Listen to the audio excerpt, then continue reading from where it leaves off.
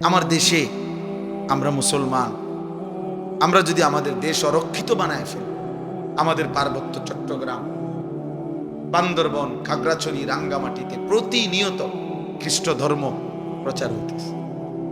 আমাদের Saint Martin এটা নিয়ে কি কয়, কি করতেছে কিচ্ছু বুঝি না।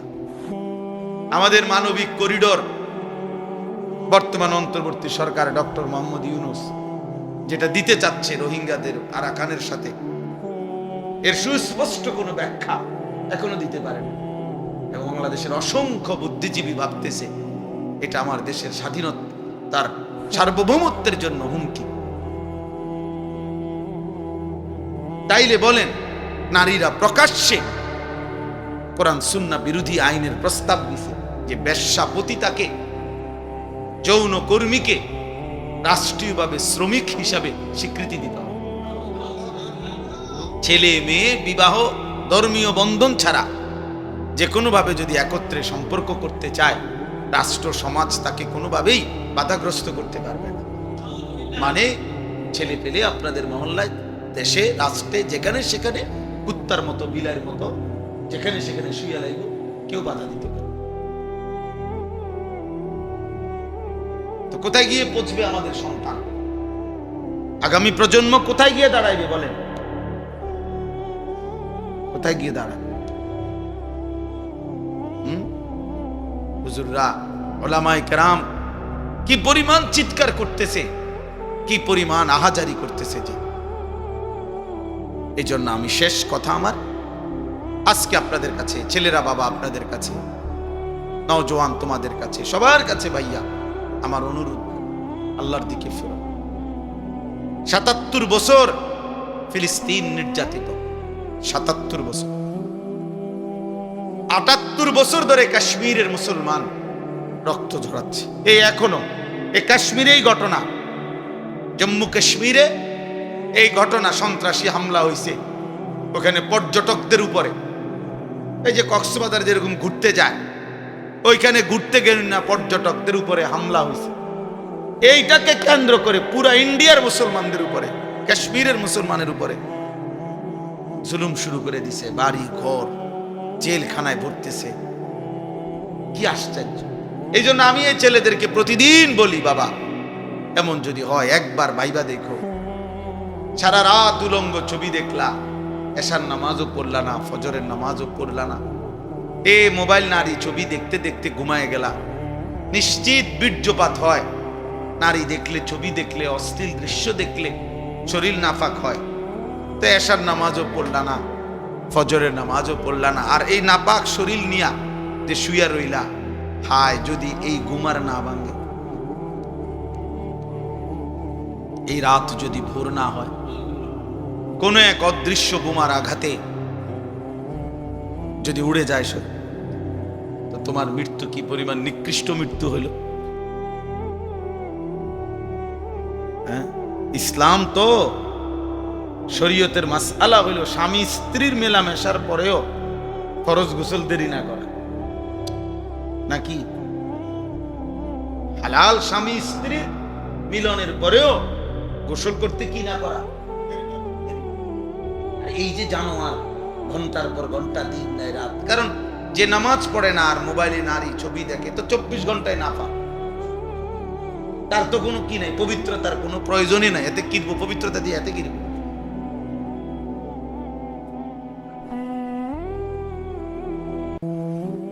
আল্লাহ আমাদেরকে মাফ করে দেন। এই জন্য আমাদের প্রতিবেশী গায়ে পড়ে যুদ্ধ লাগাইতে চাইতেছে। পাকিস্তানকে হুমকি দেওয়া এটাই শেষ কথা না, আমাদেরও এই আপনার ওই যে গতকালকে শুনছেন যে শুধু কৃষক জমি কাটতেছে, পিলারের সাথে দাঁড়াইয়া জমি কাটছে, ধান কাটছে, ধরে নিয়ে গেছে গাবিয়েছে।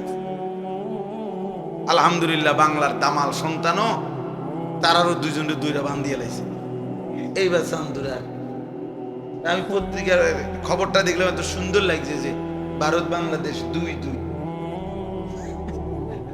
মানে এটা তো একটা হলো ক্রিকেট ম্যাচ ট্যাচের খেলার মতো মনে হচ্ছে, মানে 2-2। তারা দুইজন ধরছে, বাঙালিও দুজন ধরে লাগছে।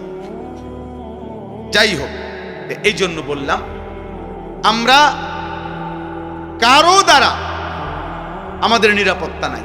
আমাদের নিরাপত্তা আমাদের আল্লাহ, আমাদের সমাধান আমাদের আল্লাহ। এজন্য প্রিয় ভাই, প্রিয় সন্তান, অলসতা ছেড়ে, গাফলতি ছেড়ে সবার কাছে অনুরোধ করলাম, যদি আল্লাহ কখনো আবার তৌফিক দেয় তো খোলা লম্বা বয়ান হবে, কিন্তু আজকে এটুকুই আমি অনুরোধ করছি, আমরা ভাবা দরকার, সময়কে মূল্যায়ন করা, বর্তমান বিশ্ব পরিস্থিতি নিয়ে ভাবা। যুবক ভাই, তোমাদের উচিত ভাই, প্রিয় ছেলেরা, তোমরা বাঁচতে হবে।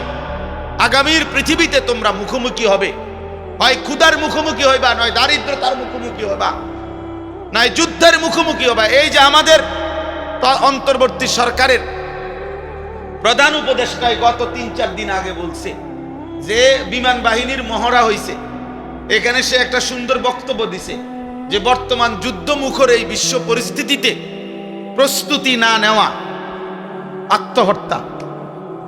এই প্রথম আমার বুঝ হওয়ার পরে বাংলাদেশে কোনো প্রধানমন্ত্রী বা কোনো রাষ্ট্রের গুরুত্বপূর্ণ ব্যক্তি এমন শব্দ বলতে আমি আর শুনি নাই। এমন আশ্চর্য শব্দ কইছে যে এই বর্তমান যুদ্ধমুখর এই পৃথিবী, অর্থাৎ প্রতি মুহূর্তে কল্পনাও ছিল না, হয়তো বিশ্ব পরিস্থিতিটা এমন যে খেলতেছে হাসতেছে পর্যটক, তো এখানে গুলি হয়েছে, এরপরে লাইগা গেছে, এরপরে দেশ থেকে ছাড়াইয়া রাষ্ট্রের সাথে রাষ্ট্রের যুদ্ধ। অর্থাৎ কখন কোন মুহূর্তে পান থেকে চুন খসে গেলে রক্তের বন্যা বয়ে যাবে, বোমার বন্যা বয়ে যাবে, মিসাইলের বন্যা বয়ে যাবে, তুমি জানো না। তুমি জানো না। তোমরা বেশি রং তামসা করতে আসো, এক ওয়াক্ত নামাজও পড়ো না, সারাক্ষণ চেহারা সুরতের মধ্যে বেঈমানের চেহারা, চুল, লেবাস, পোশাক, আর এই মোবাইলটার মধ্যে নারী ছবি দেখে দেখে নিজের পচাইয়া গন্ধ বানায় লাইছ। তোমরা না ফিরলে টিকবা কেমনে? কিভাবে ঠিক? আল্লাহ আমাদেরকে বুঝ দান করেন, আল্লাহ আমাদেরকে বুঝ। আশ্চর্য হবেন শুনেন, গত 2-3 দিন হয়েছে, 3 দিন মনে হয় নাই, ভারতের একটি পার্কে 1-2 মুসলিম নারী, ওনারা নামাজের ওয়াক্ত হয়েছে, একটা আলাদা পার্কের এক পাশে একটা মুসল্লা বিছাইয়া, মানে রুমাল বা কিছু বিছাইয়া 2 পর্দানসীন বোরখাওয়ালি নারী নামাজ পড়ছে ওইখানে। শুধু এই নামাজ পড়াতে তারা ওইখানে ঘোষণা দিছে এই জায়গাটা নাপাক হয়ে গেছে। এরপরে গরুর পেশাব দিয়ে, গোমূত্র দিয়ে, এরপরে মন্ত্র পড়ে এরপরে এটারে পবিত্র করছে। মানে আমার মন্ডার মধ্যে কইছে যে পাগল পেশাব দিয়ে পবিত্র করে, এরম তার সিরা মাথা খারাপ মানুষ কেমনে হয়? পেশাব দিয়ে কেমনে পবিত্র হয়? পানি দিয়ে না পবিত্র হয়, এরা পেশাব দিয়ে কি করছে এটারে? মানে মুসলমানের প্রতি ঘৃণা কি পরিমাণ, কি পরিমাণ! এই জন্য আমি অনুরোধ করছি, দুশ্মন ছাড়বে না, দুশ্মন ছাড়বে না। দুশ্মন ওত পেতে আছে, বেঈমান ওত পেতে আছে। অতএব আমরা যদি আমাদের আল্লাহর সাথে সম্পর্ক না বাড়াই, আখিরাতের সম্পর্ক না বাড়াই, আমরা যদি সেজদা না করি, তাইলে আফসোস করতে হবে, আফসোস করতে হবে। এই জন্য আমি অনুরোধ, প্রিয় নওজোয়ান ছেলেরা, বাবা, নিজেদের মধ্যে হাসি রসিকতা দিয়ে উড়াইয়া দিও না, উড়াইয়া দিও না। যে কোনো সময় ঝড় দেখলে চোখ বন্ধ করে রাখলে ঝড় থামে না। তুফান আসতেছে, এইটা দেখে যদি কেউ চোখ বন্ধ করে ফেলে যে না তুফান আসে না, কই আমি তো নালে দেখি না, আরে না বেটা, তুফান হচ্ছে, তুমি চোখ বন্ধ করে রাখছো। এই জন্য আল্লাহ আমাদের প্রত্যেককে ঈমান আমলের জীবন দান করেন। নেক কাজের প্রতি আগ্রহ না আসা, এটাই অলসতা। কোরআনুল কারীমের মধ্যে আছে, ফাইদা ফারাগতা ফাং। এই ছেলে, এটা বন্ধ করো, মোবাইল বন্ধ করো বেটা, একদম সাবধান। একজনও হাতে মোবাইল ধরবেন না, মোবাইল নামান, আরে চলে যান। সাফ কথা, এমনি শুনে যা ধৈর্য কুলায় এমনি শুনেন, আর নাই তো গিয়ে ঘুমান। স্ট্যান্ড ছাড়া এমনি হাতে মোবাইল ধরে রাখলে মনোযোগ বসে না, সাথের ওরা তাকায় থাকে, এরপরে সে নিজে এটার লই একবার আজ্ঞা ফিচ্ছায় লারে সদবদ করে বয়ে বয়ে খামখেয়ালি করে। এই মস্কারি করার জন্য এখানে বসছে আমরা। এটার মধ্যে উঠলে কি মনে করেন, এটার মধ্যে 1 লক্ষ ওয়াজ উঠছে, তো কবর রাজাব মাপ তো কি হলো? মোবাইলের মধ্যে 10,000 ওয়াজ থাকলে কি, যে একবার বাংলাদেশের 100 বড় বড় বক্তার সাথে আমার একটা ছবি আছে, তো ফেরেশতা বলল মাশাআল্লাহ আপনার মতো নেককার এত বড় জোনায়েত বাগদাদি কি আর হয়, আসেন আপনার একটু টাঙ্গাইয়া ফিরি। এই জন্য এ খামখেয়ালি, মনের চাহিদার অনুসরণ, যা মন চায় তাই কর। আল্লাহর ঘর মসজিদে ভাইয়া অল্প একটু সময়, সামান্য একটু কথা হবে, এই আমগো জিন্দিগির টাইমটা হিসাব করা, খুব হিসাব করে চললেও কুলাইতারে। সারা দিন সেই ফজর থেকে নিয়ে সারা দিন ব্যস্ত ছিলাম আমরা। আসছি ঢাকা থেকে, হেফাজতের বড় মহাসমাবেশ ছিল আজকে, এরপরেও সবাই মিলে আমরা মনোযোগী দিলে ইনশাআল্লাহ অল্প একটু কথা। তো কোরআনুল কারীমের মধ্যে আছে আল্লাহ তাআলা বলেন, নবী সাল্লাল্লাহু আলাইহি ওয়াসাল্লামকে বলছেন ফাইদা ফারাগতা ফানসাব, আপনি যখন সারা দিন দ্বীনের যাবতীয় কাজ, দাওয়াত, তালিম, তাজকিয়া, জিহাদ, ইমামত, তেলাওয়াত, জিকির ইত্যাদি যাবতীয় দ্বীনি কাজ যখন শেষ করবেন রাত্রি আসার পরে, তো আল্লাহ তাআলা বলছেন ফাংস, ও ভাই ওইদিকে বসো, ভিতরে বসো, দরজা আটকায় ওরা, ফাংসব, আবার পুনরায় আপনি রাত্রিতে পরিশ্রম করুন। এই আয়াতের অর্থ সারাদিনে আপনি যখন অবসর হবেন এশার সময়, তো পুনরায় আবার পরিশ্রম করুন। ফাংসব অর্থ এটা। তো এখন আবার কি পরিশ্রম করবে রাত্রে? এখন আবার তাহাজ্জুদ নামাজে দাঁড়াবেন, জিকির করবেন, তেলাওয়াত করবেন, দোয়া করবেন, কান্নাকাটি করবেন, একাকিত্বে নিভৃতে আল্লাহর কাছে বন্দিগি করবেন। ওমিনাল লাইলি ফাতাহাজ্জাদ বিহি নাফিলাতাল লাক, আল্লাহ নবীজিকে বলছেন আপনি রাত্রি বেলা বিশেষভাবে তাহাজ্জুদ পড়ুন। আসা আন ইয়াবআসাকা রব্বুকা মাকামাম মাহমুদা, আমি আল্লাহ তাআলা এই তাহাজ্জুদ নামাজ, রাত্রি গভীরের ইবাদত, একাকিত্বের এই মেহনত, এর বরকতে আমি আপনাকে আখিরাতে সর্বশ্রেষ্ঠ মর্যাদা করে স্থান মাকামে মাহমুদ দান করব। তাইলে আমাদের নবী সাল্লাল্লাহু আলাইহি ওয়াসাল্লামকেই যেখানে আল্লাহ তাআলা অবসর দেন নাই, আমাদের আবার অবসর কিসে? অবসর কিসে? যেখানে সারা দিন মেহনত করার পরে এই কথা বলেন নাই যে এবার আপনি একটা লম্বা ঘুম দেন, না, বরং আবার ফাংস, পরিশ্রম করেন, আবার ইবাদতে শুরু করেন, আবার লেগে যান আল্লাহর বন্দিগিতে। কুমিল লাইলা ইল্লা কালিলা, আল্লাহ বলছে বন্ধু কিছু সময় বাদ দিয়ে রাত্রি জাগেন।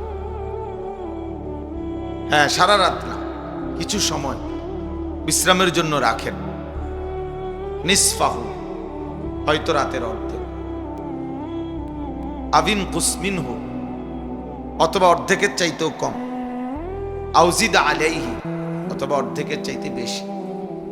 অর্থাৎ তবে এটা মনে রাখবেন, কোনোভাবেই এক মুমিন সারা রাত ঘুমাইতে পারে, সেই সন্ধ্যা হলো, তো এরপরে আমি ফজর পর্যন্ত ঘুম ছাড়া আল্লাহর কোনো বন্দিগি করলাম না, আল্লাহর কোনো ইবাদতই করলাম না, পড়লাম এশার নামাজ, না পড়লাম তাহাজ্জুদের নামাজ, না পড়লাম ফজরের নামাজ, এটা কোনো মুমিন মুসলমানের পরিচয় হতে পারে। আল্লাহ তাআলা বলেছেন ইন্না নাশিআতাল লাইলি হিয়া আশাদ্দু ওয়াতআন ওয়া আকওয়ামু কিলা, আল্লাহ তাআলা বলে নিশ্চয়ই রাত্রি জেগে আল্লাহর ইবাদত করা, রাত্রি জাগরণ করা আল্লাহর ইবাদতের জন্য, এটার দুইটা বড় উপকার। এক, মনের কুচাহিদা, অসৎ কামনা বাসনা নিয়ন্ত্রণ করার সবচেয়ে কার্যকর পন্থা। ওয়া আকওয়ামু কিলা, নিজের জীবনের সব চাওয়া পাওয়া আমি আল্লাহর কাছে বলার সবচেয়ে সর্বোত্তম সময়। আল্লাহ বলছেন রাত গভীরে জাগলে, একাকিত্বে আমার কাছে দোয়া কান্নাকাটি করলে আমি আল্লাহ তাআলা মনের অসৎ চিন্তা, কুচিন্তা, গুনাহের প্রতি, নারী, ছবি, নাচ, গান, অসভ্যতা, অশ্লীলতা, উলঙ্গপনা, বেহায়াপনা, এর থেকে নিজেকে নিয়ন্ত্রণ করার যোগ্যতা, সক্ষমতা আমি আল্লাহ দান করি। তাইলে আমার বলার উদ্দেশ্য হলো ভাই, অলসতা না কর। মুমিন অলস, বিশ্রাম নিবে, অলস হবে না। বিশ্রাম নিষেধ। বিশ্রাম মানে অলসতা। বিশ্রাম মানে হলে আমি আমার কাজের ফাঁকে 1 ঘন্টা 2 ঘন্টা আমি একটু কি করে নিলাম, রেস্ট নিলাম, এজন্য যে আমার পরবর্তী কাজের উদ্যমতার জন্য। কিন্তু কিরে নামাজ না ভাল লাগে না, যাইতাম না, যাইতি না, কেরম জানি লাগে, ভাল লাগে, কেরম লাগে না, কইতারি না।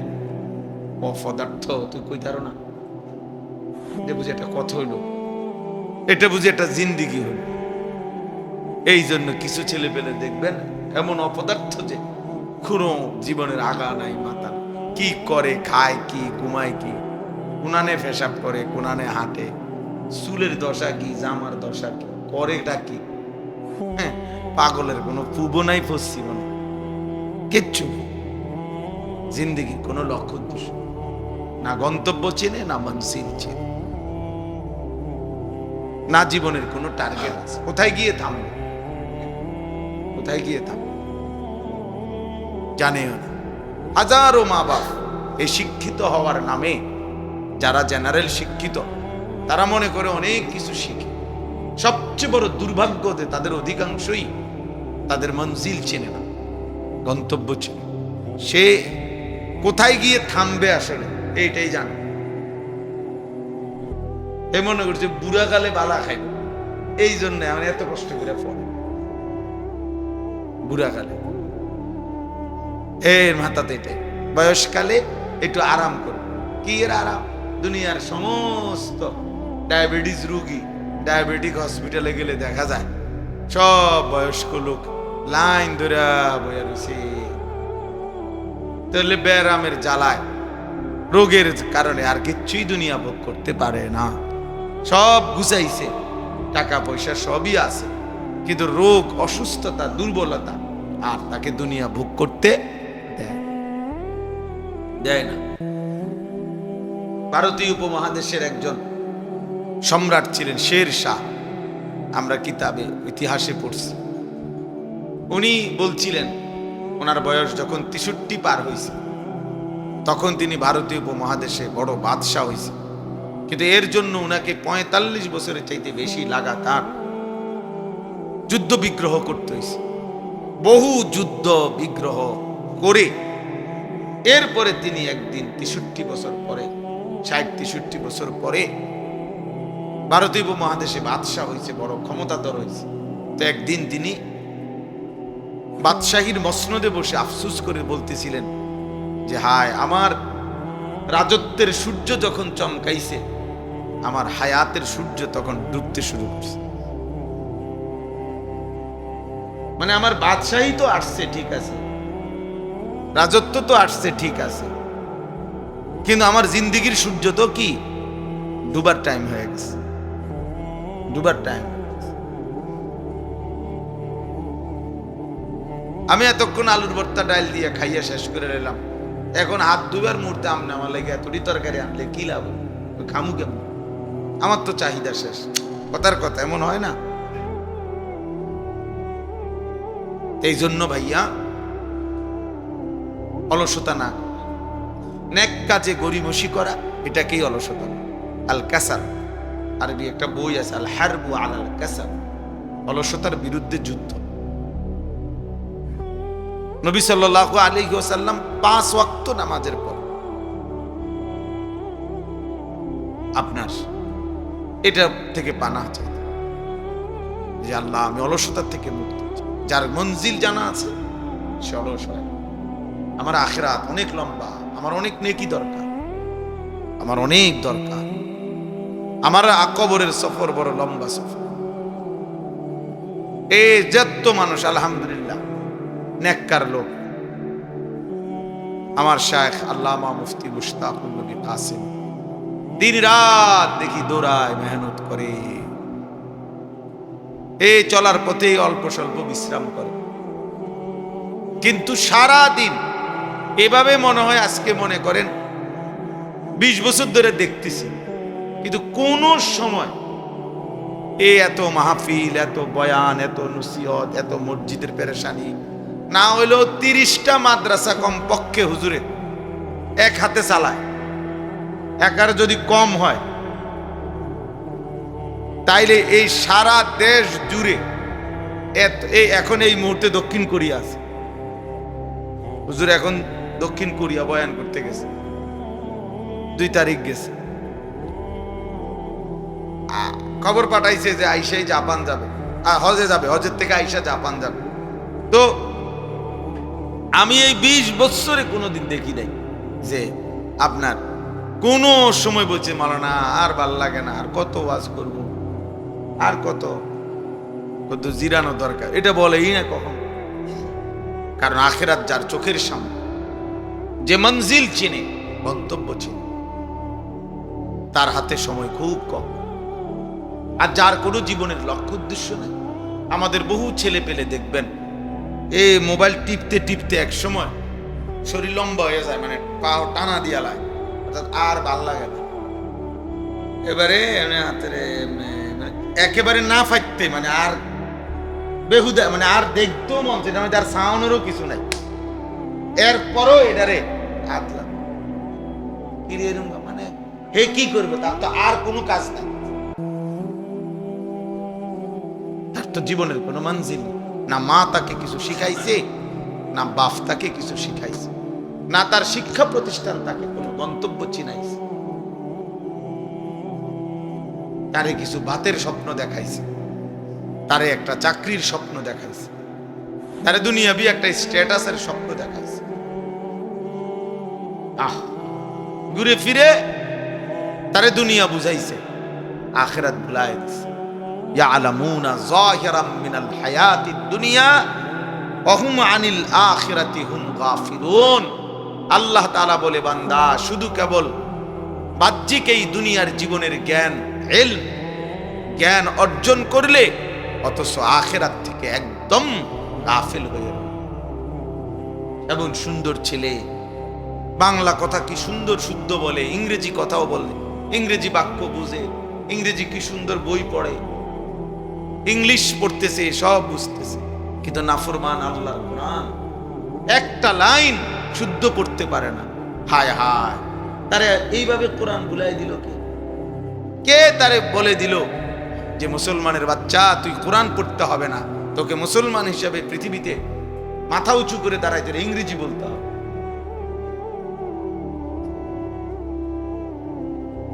সে নিজেকেও শিক্ষিত মনে করে, ভদ্রলোক মনে করে, কথাবার্তা খুব স্মার্ট মনে করে, কিন্তু আল্লাহর কোরআন দেখে দেখেও শুদ্ধ পড়তে পারে না।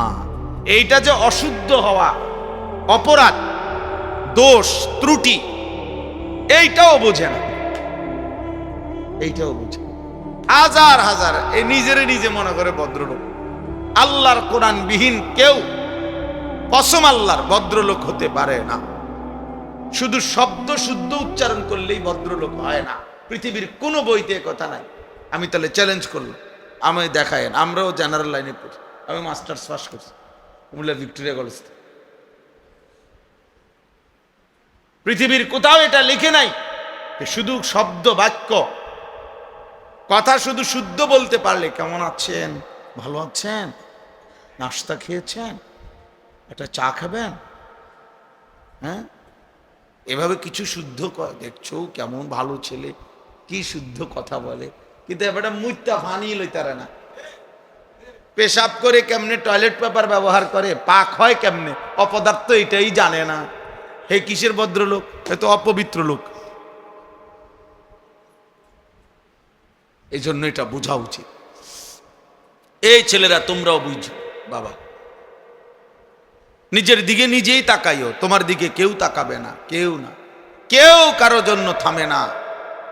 স্বার্থপর এই দুনিয়ায় তুমি নষ্ট হইয়া যদি পচাও যাও, গন্ধও ছোড়ে, নারী দেখতে দেখতে, ছবি দেখতে দেখতে, উলঙ্গ নাচ দেখতে দেখতে, বেনামাজি চলতে চলতে তোমার মতো জানোয়ারের দিকে ফিরে তাকাবার টাইমও কারো নাই। তুমি মনে করছো আরে তোমারটা তুমি নষ্ট হইয়া গেলে আর কি, তুমি চরিত্র। কোন দুনিয়া, কোন নাফরমান, কোন পাপী আল্লাহর দুনিয়া থেকে চলে গেলে কুত্তাও আর নাম নেয় না, কুত্তাও আর নাম নেয়। কে কার জন্য বসে থাকে? চলার পথের সামনের গাড়ি অ্যাক্সিডেন্ট করে যাত্রী মারা গেছে, লাশ রাস্তার পাশে, এরপরও তো পিছনের গাড়ি থামে না, সাইডে দিয়ে জায়গা। সময় কই কার? কার লেগে কে বইয়া থাকবো? টাইম কই মিয়া? আমাদের ছেলে পেলে গুলো বুঝলই না। কারে দেখায় চুল, কারে নিজে নিজে নিজের সারা দিনে 50 বার নিজে নিজে নিজের ছবি নিজে উঠায়, নিজেই হাসে, নিজেই হাতালগি দেয়, নিজেই চুল ঠিক করে, নিজেই আবার ছবি ফেসবুক, মানে নিজেই পাগল, মানে নিজের তার যে ছিঁড়ে গেছে এটা জানে না। প্রত্যেক যারা এই সেলফি তোলে যারা, এর অধিকাংশই প্রতিবন্ধী। বাস্তব, এগুলো তার ছিঁড়া, এগুলো মানসিক প্রতিবন্ধী। নাই তো নিজে নিজে হাসবে কেন? নিজে নিজে হাসবে কেন? আল্লাহ আমাদেরকে বুঝার তৌফিক দান করেন।